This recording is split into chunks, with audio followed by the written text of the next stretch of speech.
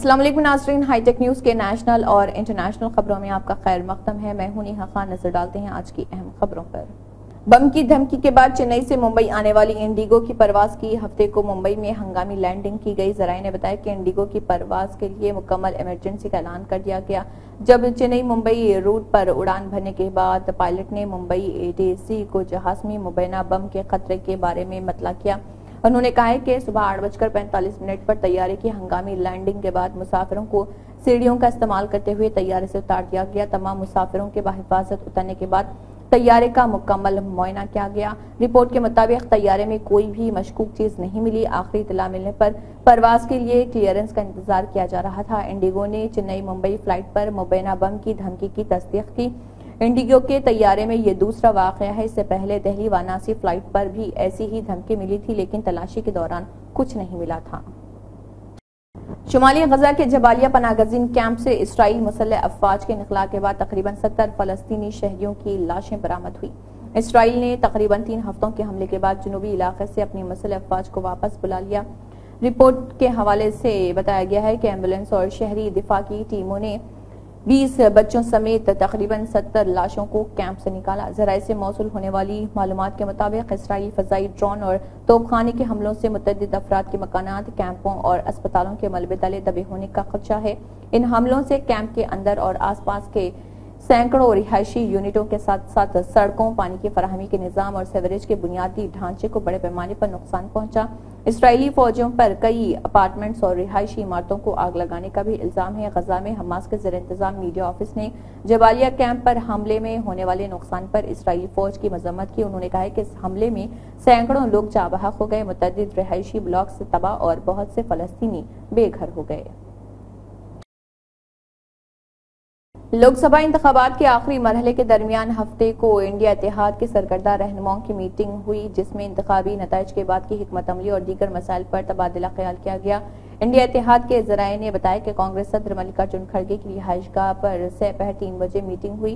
اس meeting میں اتحاد کے تمام سرکردہ رہنماؤں نے شرکت کی، تاہم مغربی بنگال کی وزیر اعلیٰ اور ترنمول کانگریس کی رہنما ممتا بنرجی نے پہلے ہی اعلان کیا تھا کہ وہ ریاست میں طوفان کی صورتحال اور انتخابات کے پیش نظر اجلاس میں شرکت نہیں کریں گی۔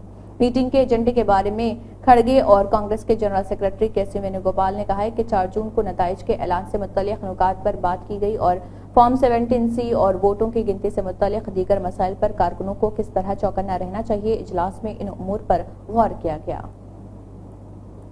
18ویں لوک سبھا انتخابات کے لیے آخری مرحلے کی ووٹنگ ہفتے کے روز سخت سیکیورٹی کے درمیان صبح 7 بجے شروع ہوئی اور شام 6 بجے تک جاری رہی۔ صرف ہماچل پردیش میں ووٹنگ صبح 8 بجے سے شام 5 بجے تک ہوئی۔ الیکشن کمیشن کے مطابق 7ویں اور آخری مرحلے میں 8 ریاستوں اور مرکز کے زیر انتظام علاقوں کی 57 پارلیمانی نشستوں اور اڑیسہ اسمبلی کے چوتھے اور آخری مرحلے کی 42 نشستوں کے لیے بحسن خوبی ووٹنگ کرانے کے لیے تمام ضروری تیاریاں کی گئی تھی۔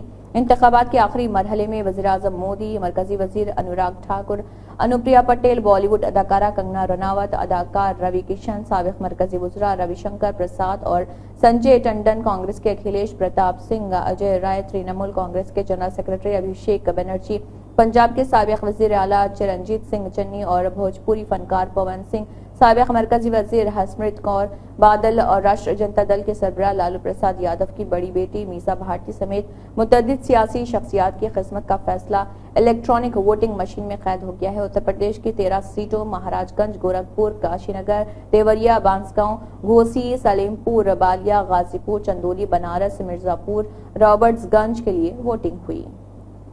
کرناٹک جنسی استحصال معاملے میں گرفتار رکن پارلیمنٹ پرجول ریونا کی ماں کو بھی اب مشکلات کا سامنا کرنا پڑ رہا۔ پرجول کی ماں بھوانی ریونا کے گھر SIT افسران پہنچ چکے ہیں۔ دراصل جنسی استحصال معاملے کی جانچ کے لیے تشکیل SIT بھوانی ریونا سے پوچھ تاچھ کے لیے ان کے ہولین ریسپورٹ واقع رہائش پہنچی۔ اس سلسلے میں مزید تفصیلات کا ہنوز انتظار ہے۔ میڈیا رپورٹس کے مطابق SIT نے پرجول ریونا معاملے میں پوچھ تاچھ کے لیے بھوانی ریونا کو نوٹس جاری کیا تھا۔ نوٹس کے تحت 1 جون کو بھوانی سے پوچھ تاچھ کی بات کہی گئی تھی۔ اس نوٹس کے خلاف بھوانی ریونا نے مقامی عدالت میں اپیل داخل کی تھی، لیکن ان کی عرضی کو عدالت نے خارج کر دیا۔ عدالتی فیصلے کے بعد اب SIT پوچھ تاچھ کے لیے بھوانی کے گھر پہنچ چکی ہے۔ دہلی کی شراب پالیسی سے متعلق منی لانڈرنگ کیس میں وزیر اعلیٰ اروند کیجریوال کو جھٹکا لگا ہے۔ روز ایونیو کورٹ نے کیجریوال کو 7 دن کی عبوری ضمانت کی مدت بڑھانے کی درخواست پر کوئی راحت نہیں دی۔ عدالت عبوری ضمانت کی اگلی سماعت 5 جون کو کرے گی۔ ای ڈی نے سماعت کے دوران عدالت کو بتایا کہ عام آدمی پارٹی کے قومی کنوینر کیجریوال نے حقائق کو چھپایا اور اپنی صحت سمیت کئی مسائل پر جھوٹے بیانات دیے۔ اس کے جواب میں کیجریوال کے وکیل نے کہا ہے کہ وہ بیمار ہیں اور انہیں علاج کی ضرورت ہے۔ سالیسیٹر جنرل تشار مہتا نے کہا ہے کہ اروند کیجریوال میڈیکل ٹیسٹ کرانے کے بجائے مسلسل ریلیاں کر رہے ہیں۔ اس کا مطلب ہے کہ کیجریوال کا 7 کلو وزن کم کرنے کا دعویٰ جھوٹا ہے۔ تشار مہتا نے مزید دعویٰ کیا کہ کیجریوال کا وزن 1 کلو بڑھ گیا ہے۔ کیجریوال کے وکیل ہری ہرن نے کہا ہے کہ ای ڈی یہ تجویز کرنے کی کوشش کر رہی کہ جو شخص بیمار ہے یا جس کی طبی حالت خراب ہے اس کا کوئی علاج نہیں ہوگا۔ اسی کے ساتھ ہائی ٹیک نیوز کے نیشنل اور انٹرنیشنل خبریں اختتام کو پہنچتے ہیں۔ اللہ حافظ۔